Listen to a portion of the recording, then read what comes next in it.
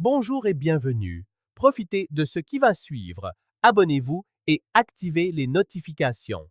Jamais Mark n'aurait soupçonné quoi que ce soit.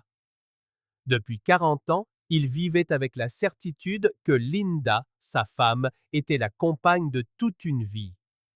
Ensemble, ils avaient fondé une famille, élevé 2 enfants et traversé toutes les épreuves côte à côte.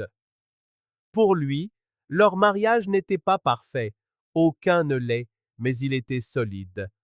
Il n'aurait jamais pu imaginer que derrière la quiétude de leur routine, un secret grandissait là, sous son propre toit.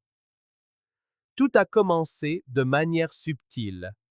De petits détails qui, pris isolément, ne signifiaient pas grand-chose, mais qui, une fois assemblés, formaient une image impossible à ignorer. Linda avait commencé à prendre davantage soin de son apparence, s'achetant de nouvelles tenues et se faisant belle pour sortir, même quand elle disait simplement se rendre à l'épicerie. Soudain, son téléphone était devenu son ombre et elle ne le laissait plus jamais sur la table, l'écran tourné vers le ciel. Quand il entrait dans une pièce, elle le verrouillait d'un geste vif, prétextant vérifier l'heure. Mark n'était pas un homme paranoïaque. Il ne l'avait jamais été. Il faisait une confiance aveugle à Linda et n'avait jamais envisagé que quelque chose puisse clocher. Et puis, il y a eu cette nuit, la nuit qui a tout détruit. C'était une journée ordinaire, sans rien de spécial. Mark était parti tôt au travail, comme à son habitude, et Linda était restée à la maison. Ils avaient échangé quelques messages, des conversations banales sur le quotidien. Linda semblait aller bien. Mais par un heureux hasard, le travail au bureau s'est terminé plus tôt, et il a décidé de rentrer à l'improviste. Il s'était dit qu'il pourrait surprendre sa femme, peut-être l'inviter à dîner. Une façon de raviver cette flamme dont il admettait qu'elle s'était un peu éteinte avec le temps. Quand il a ouvert la porte, tout semblait calme. Mais en traversant le salon, il entendit des rires provenant de la chambre, le rire de Linda.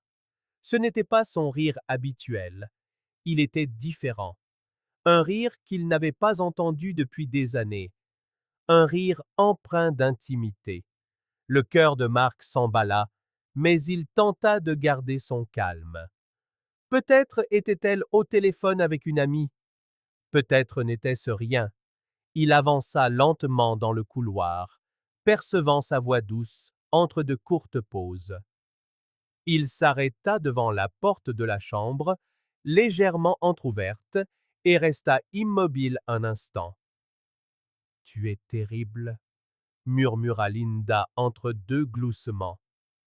Puis, un silence. Non, il ne se doute de rien. Marc sentit son estomac se nouer. Un frisson glacial parcourut son échine, et un instant, il se figea. Son instinct lui hurlait de faire demi-tour, de prétendre n'avoir rien entendu, mais il était trop tard. Il poussa la porte et entra. Linda était allongée sur le lit, le téléphone à la main. En l'apercevant, ses yeux s'écarquillèrent une fraction de seconde, mais elle se reprit aussitôt, mettant fin à l'appel d'un seul geste. Marc, tu m'as fait peur. Qu'est-ce que tu fais là si tôt? Il sentit une boule se former dans sa gorge. Son regard se posa sur le téléphone, encore éclairé par l'appel terminé. Il n'était pas sûr de vouloir poser la question, mais une partie de lui avait besoin d'une réponse. À qui parlais-tu? Elle hésita. Une seconde à peine. C'était infime, presque imperceptible, mais Marc l'avait vu. Une amie, dit-elle en se levant. Laquelle? Insista-t-il. Tu ne la connais pas? Cet instant, Cet échange de regards fut tout ce dont Marc avait besoin pour comprendre. Il n'y avait plus de doute. Quelque chose se passait. Est-ce que tu me trompes? Linda Silla, surprise, mais pas par l'accusation. Elle semblait plutôt surprise qu'il l'ait découvert. Puis, soudain, elle soupira et esquissa un petit sourire, un sourire de soulagement, comme si elle était lasse de se cacher. Marc, commença-t-elle en croisant les bras, ça fait si longtemps que nous sommes mariés. Tu ne trouves pas qu'il manque quelque chose? Marc sentit une douleur creuse dans sa poitrine.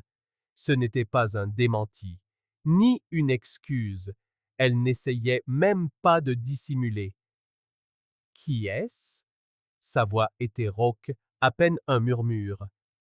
Linda hésita, puis haussa les épaules. Elle n'éprouvait aucune honte, aucune peur. Travis. Le nom résonna comme un coup de feu. Marc ne savait pas qui était Travis, mais à cet instant, ce nom s'imprima dans son esprit comme le début de la fin. Depuis combien de temps? Linda se mordit la lèvre inférieure, songeuse, comme si elle faisait un rapide calcul mental. Environ 6 mois, peut-être plus. 6 mois, 6 mois à dormir à ses côtés, sans jamais rien soupçonner. 6 mois à l'entendre dire « Je t'aime » et à y croire. 6 mois à vivre un mensonge. Marc prit une profonde inspiration. Il voulait crier, briser quelque chose, lui demander comment elle avait osé faire ça. Mais au lieu de cela, il resta silencieux. Et si je ne l'avais pas découvert, tu aurais continué? Linda ne répondit pas tout de suite. Elle le regarda comme si elle pesait ses mots, puis elle eut un léger sourire. Il me plaît, Marc. Il me fait me sentir vivante. Mais tu es mon mari. Je n'ai jamais envisagé de te quitter. C'était le coup de grâce. Elle ne voyait pas cela comme une erreur, pas comme une trahison. Pour Linda, c'était simplement normal, une chose qu'il devait accepter. Marc réalisa qu'il n'avait plus sa place ici. Pour la première fois en 40 ans, sa maison ne lui semblait plus être la sienne. Le mariage qu'il avait tant chéri n'était qu'une mascarade. Il recula d'un pas et quitta la chambre.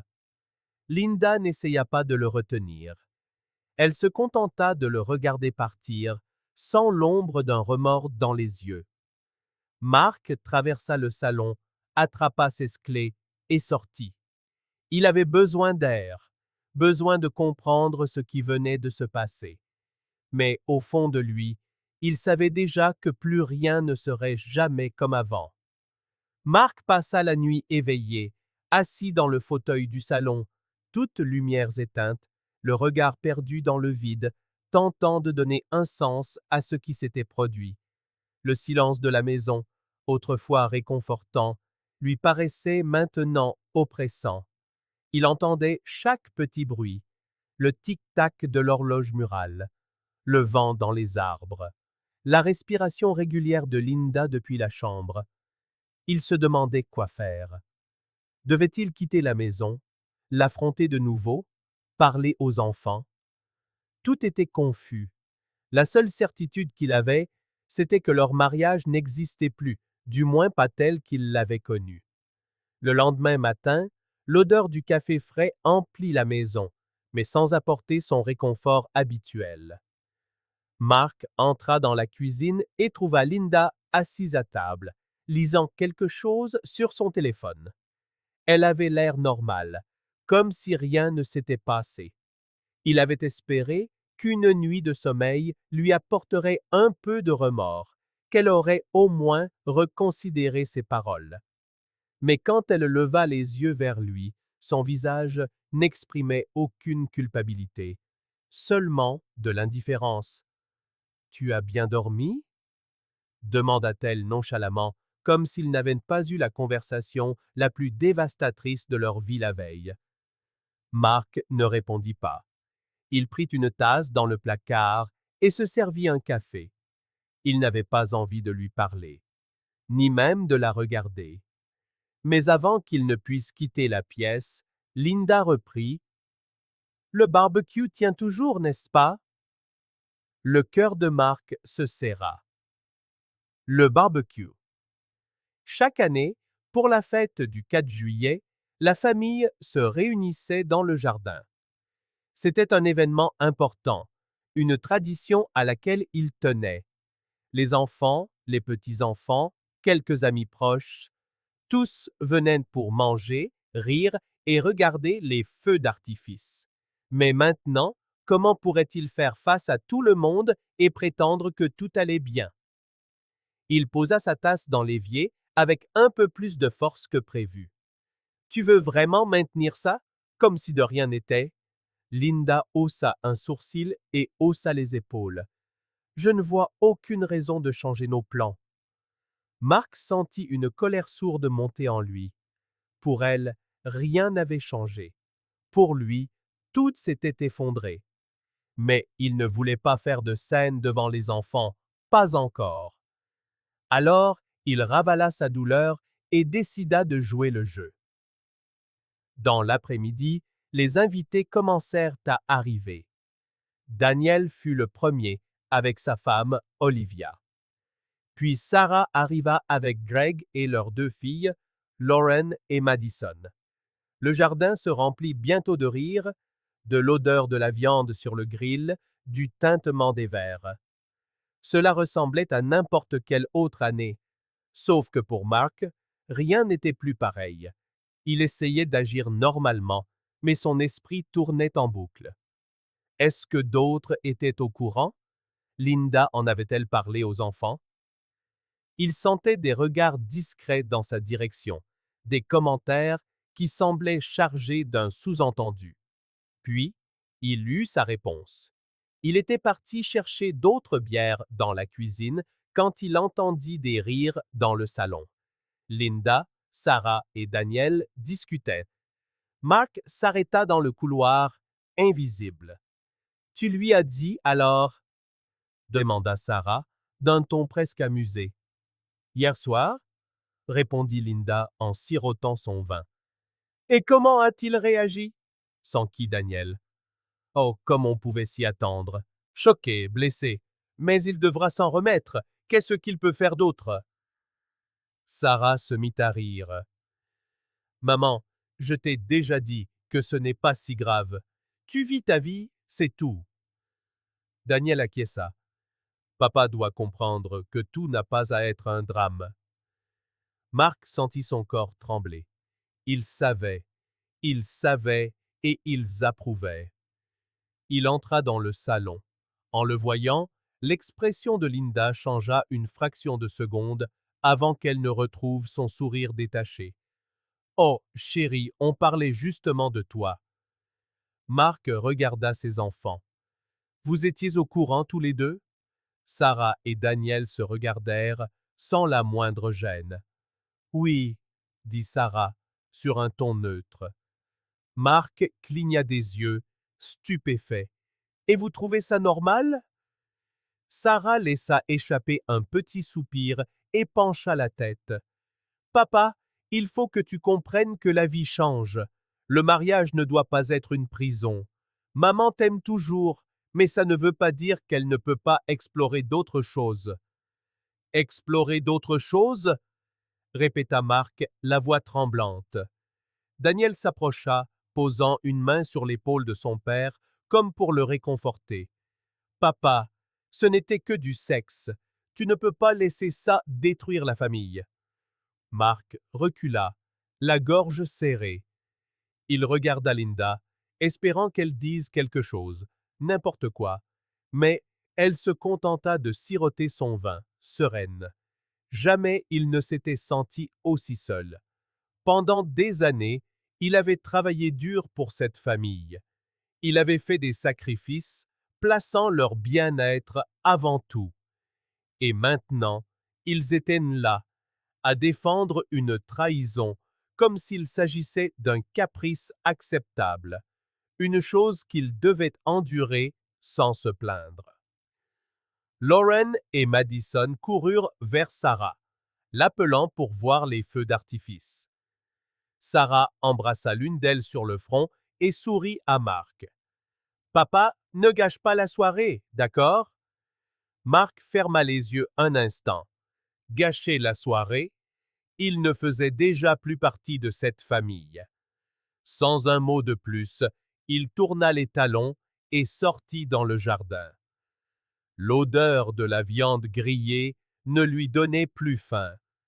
Les rires de ses petites filles ne lui apportaient plus de joie. Il leva les yeux au ciel et vit les premières explosions de lumière. Des feux d'artifice, marquant ce qui aurait dû être une célébration, mais qui, pour lui, était le jour où sa famille était morte. Les jours qui suivirent furent un brouillard pour Mark. Il ne vivait plus dans cette maison, il y existait.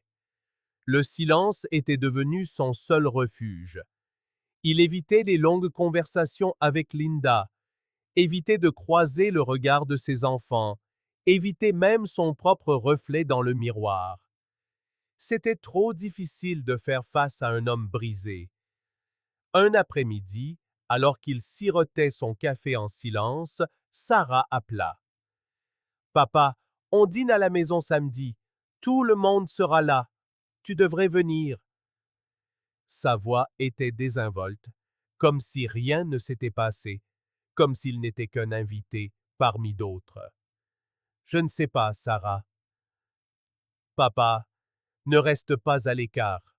Nous sommes une famille, et tu as toujours dit que la famille doit rester unie. Rester unie. Les mots sonnaient creux. Il faillit rire de l'ironie, mais contre toute attente, il accepta. Peut-être serait-ce la dernière fois. Peut-être avait-il juste besoin de voir par lui-même jusqu'où les choses étaient allées. Quand il arriva chez Sarah le samedi, tout semblait normal. Les enfants jouaient, une odeur de cuisine flottait dans l'air, une musique douce en fond sonore. La scène familière. Puis, il le vit.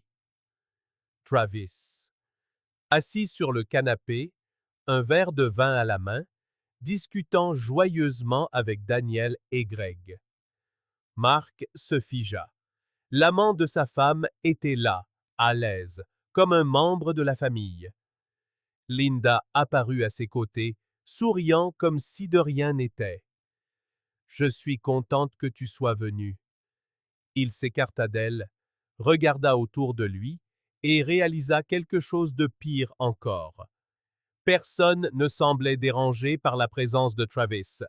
Il s'était attendu à des regards gênés, des silences inconfortables, mais il n'y en avait aucun. Sarah riait aux côtés de sa mère. Daniel parlait à Travis sans la moindre gêne. Greg faisait des blagues. Le traître, ce n'était pas Travis. Le traître, c'était lui, Mark. Il sentit une vague de colère monter dans sa poitrine. C'était donc ça qu'ils attendaient de lui, qu'il accepte tout, ravale l'humiliation, sourit et fasse semblant, comme s'il était trop faible pour réagir?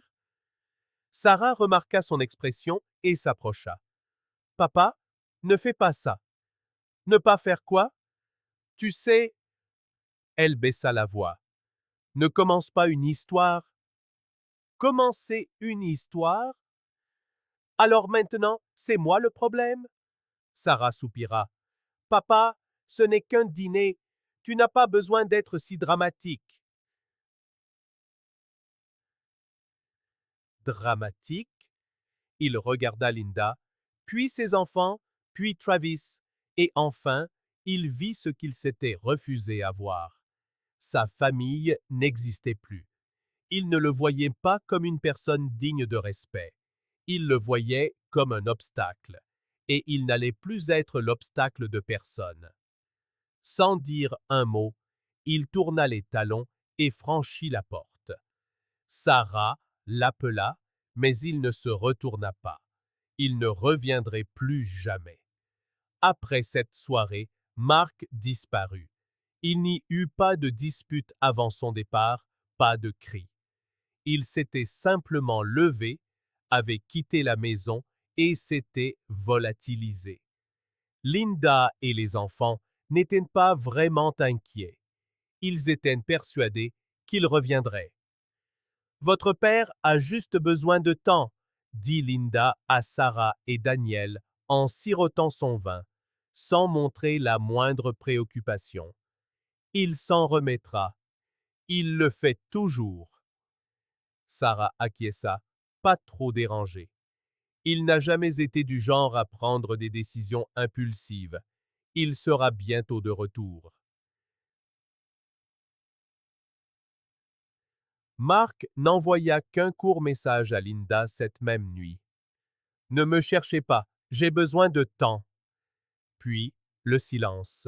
Les jours se transformèrent en semaines. Sa chambre restait intacte, ses affaires là où il les avait laissées. Pas d'appel, pas de nouvelles. Sarah commença à s'agiter. Et s'il n'allait pas bien? S'il lui était arrivé quelque chose? Mais Linda ne partageait pas son inquiétude. Mark veut juste de l'attention.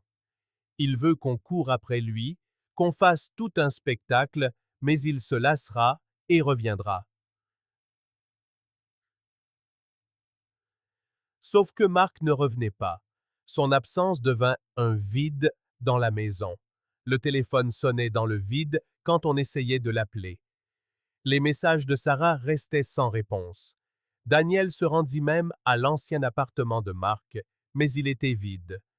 Linda commença à ressentir quelque chose d'étrange. Ce n'était ni de la culpabilité, ni du regret. C'était de l'inconfort. Elle connaissait Mark, il avait toujours été prévisible. Il ne prenait jamais de grandes décisions sans tout planifier, sans penser aux autres. Mais cette fois, il avait simplement disparu. Que faisait-il? Où était-il? Puis, un mois plus tard, Sarah reçut un email inattendu. L'expéditeur. Marc. L'objet? Juste une vidéo en pièces jointes. Sarah appela Linda et Daniel. Ils ouvrirent le fichier sur la télévision et il était là. Marc. Mais ce n'était plus le même homme. Son visage semblait plus apaisé, son regard plus déterminé. Il n'avait pas l'air d'un homme brisé. Il avait l'air d'un homme libre. Il regardait droit vers la caméra. Pendant des années, j'ai cru que ma famille m'aimait, mais vous m'avez montré que j'avais tort. Le silence se fit dans la pièce. Linda sentit sa poitrine se serrer. Je ne peux plus rester là-bas, poursuivit Marc. Pendant que vous célébrez la trahison, moi, je choisis quelque chose de mieux, la liberté. Daniel fronça les sourcils. De quoi est-ce qu'il parle? Mais Marc n'avait pas fini. J'ai réalisé quelque chose que je n'aurais jamais dû ignorer. La vie ne s'arrête pas quand quelqu'un vous trahit. Elle commence quand vous laissez tout ça derrière vous. Sarah sentit un frisson la parcourir. Elle n'avait jamais vu son père ainsi. Puis vint le coup final. J'ai retiré la plupart de mes actifs. Maintenant, j'ai une nouvelle vie. Les yeux de Linda s'écarquillèrent. Quoi? Et Mark dit alors ce que personne n'attendait. Je suis avec Brenda maintenant. La pièce était sous le choc. Brenda. Le nom flottait dans l'air comme une bombe sur le point d'exploser. Brenda? Mais qui diable est Brenda? Murmura Linda, la voix tremblante. Mark sourit dans la vidéo. Une ancienne collègue, quelqu'un qui m'a toujours respecté. Linda sentit son visage s'empourprer. Sarah porta la main à sa bouche, abasourdie. Daniel fixait l'écran, incrédule. Mark n'avait pas l'air vengeur. Il ne semblait pas vouloir leur faire du mal. Il avait juste l'air heureux. Et c'est cela qui faisait le plus mal. Car pendant que Linda et les enfants supposaient qu'il reviendrait, Mark avait refait sa vie, sans eux. Le silence dans la pièce était écrasant. Linda fixait la télévision, sentant une bouffée de chaleur l'envahir. Sa bouche était sèche. Son estomac se retourna. C'est une blague, murmura-t-elle, plus pour elle-même que pour les autres. Mais la vidéo était terminée. Mark n'était pas là pour répondre. Sarah prit la télécommande et figea l'image sur le dernier plan de son père. Il n'avait pas l'air vengeur. Il n'y avait ni colère ni amertume dans ses yeux. Il y avait une certitude que Linda n'avait jamais vue en lui.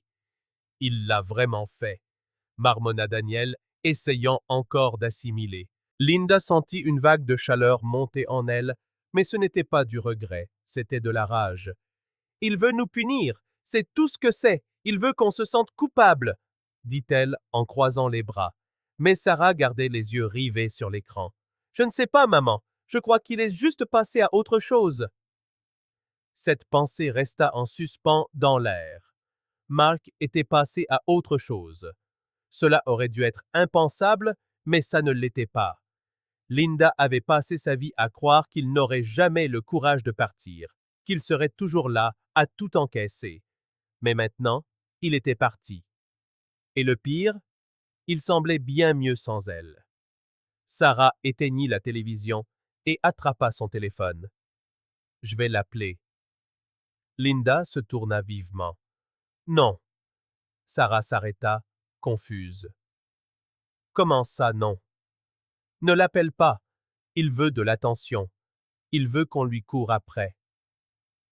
Sarah regarda sa mère, et pour la première fois, elle ressentit quelque chose d'étrange, un doute. Au fond, Mark désirait-il vraiment qu'on le rattrape, ou bien avait-il simplement tourné la page?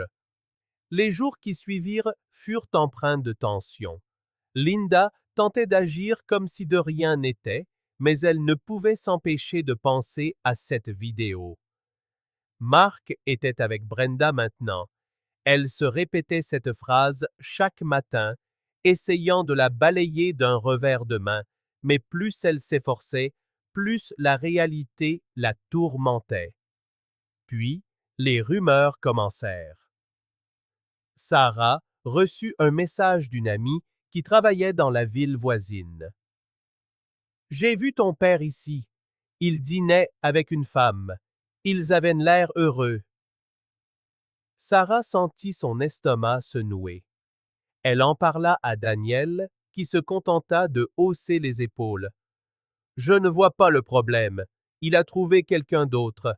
La vie continue. Sarah ne dit rien, mais elle ne pouvait ignorer ce pressentiment qui l'envahissait. Et si Marc ne revenait jamais? Ils s'étaient tous habitués à l'idée qu'il avait besoin d'eux, qu'il reviendrait toujours parce que sa vie tournait autour de sa famille. Mais la réalité les frappait désormais différemment. Il n'était pas seul, il n'était pas déprimé, il était heureux. C'était une chose à laquelle Sarah ne s'était pas attendue. Puis un jour, Sarah reçut un autre courriel. Cette fois, il venait d'Olivia, la femme de Daniel.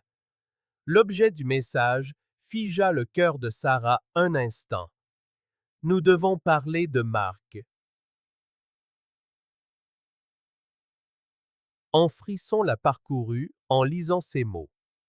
Nous devons parler de Marc. Elle cligna des yeux plusieurs fois, essayant de comprendre. Olivia n'envoyait jamais de tels messages. Elle ne prenait jamais les devants. Mais le message était là, empreint d'une urgence que Sarah ne pouvait ignorer. L'estomac noué, elle ouvrit le courriel. Sarah, je ne sais pas trop comment dire ça, mais je crois que nous avons fait une erreur. Il faut qu'on parle. Une erreur. Ce mot résonnait dans sa tête. Son premier réflexe fut de l'ignorer. Que voulait dire Olivia par là? Mais au fond d'elle, elle savait déjà. Elle prit son téléphone et appela. Olivia, qu'est-ce qui se passe? La voix d'Olivia était hésitante. Sarah, j'ai beaucoup réfléchi à tout ce qui s'est passé avec ton père, à la façon dont nous avons géré la situation. Sarah pressa ses doigts contre ses tempes, sentant une migraine poindre. Olivia, dis-le, c'est tout. Il y eut un silence. Puis vint la phrase qui allait tout changer. Je suis enceinte. Sarah fronça les sourcils. Quoi? Je suis enceinte, Sarah. Et ça m'a fait réfléchir. Mon enfant va grandir sans grand-père. Sarah était sans voix. Tu ne crois pas qu'on est allé trop loin? Qu'on aurait dû faire preuve de plus d'empathie? La bouche de Sarah était sèche. Tu veux dire envers mon père? Oui. Elle serra plus fort le téléphone. Olivia, il a fait un choix. Il est parti. Mais nous l'avons poussé à le faire, dit Olivia, sa voix soudainement ferme. Tu ne te rends pas compte qu'il n'a jamais voulu partir? Il a juste compris que nous ne l'accepterions jamais de nouveau. La vérité de ces mots frappa Sarah comme un coup en plein ventre. Elle essaya de répondre, mais rien ne sortit, car Olivia avait raison. Mark n'avait pas voulu partir. Il y avait été contraint. Les réunions de famille, le barbecue, l'arrivée de Travis, la façon dont ils avaient tous ignoré sa douleur, tout cela avait anéanti la moindre chance qu'il avait de rester. Et maintenant, Olivia allait avoir un bébé, un petit enfant que Mark ne connaîtrait jamais. Sarah, hésita Olivia, puis elle continua. Je veux que mon enfant ait un grand-père. Je veux que Mark revienne. Sarah ferma les yeux. Son père, cet homme qui avait passé sa vie à faire passer sa famille en premier, qui avait sacrifié ses rêves, son temps, son bonheur pour s'assurer qu'il ne manque de rien. Et comment l'avait-elle remercié? Elle avait soutenu sa mère, justifié l'adultère, l'avait traité comme une nuisance. Pour la première fois, elle voyait la vérité. Mais s'il était trop tard, Sarah termina l'appel sans donner de réponse à Olivia. Elle avait besoin de temps pour réfléchir. La maison était vide. Linda était sortie et Daniel était occupé par son travail. Sarah rouvrit le courriel de Mark et regarda la vidéo une fois de plus. Il semblait si différent, pas seulement dans son regard, mais dans sa posture. Il avait l'air d'un homme qui prenait enfin conscience de sa propre valeur. Elle comprit quelque chose à cet instant. Mark ne reviendrait pas. Peu importe à quel point Olivia le souhaitait, peu importe les efforts que Daniel ferait pour le convaincre. Il avait tourné la page. Il s'était construit une nouvelle vie, et cette vie n'incluait plus la famille qu'il avait autrefois placée au-dessus de tout. Les yeux de Sarah la brûlèrent. Pendant des années, elle avait vu son père comme un homme faible, un homme qui n'aurait jamais le courage de partir. Maintenant, elle réalisait que la faible, c'était elle, parce qu'elle était restée. Elle avait tout laissé faire.